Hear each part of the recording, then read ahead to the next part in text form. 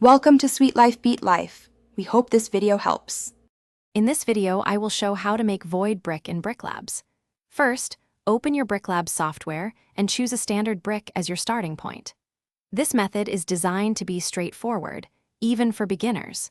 We will focus on creating a hollow space within the brick, which can be incredibly useful for reducing weight or allowing for internal components.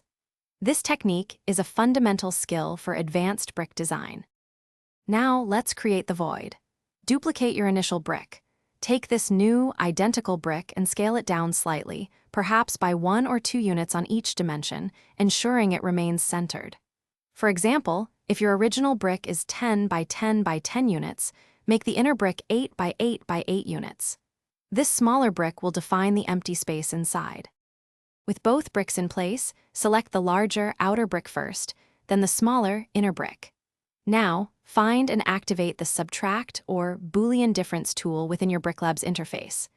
This action will remove the volume of the smaller brick from the larger one, leaving a perfectly hollow interior.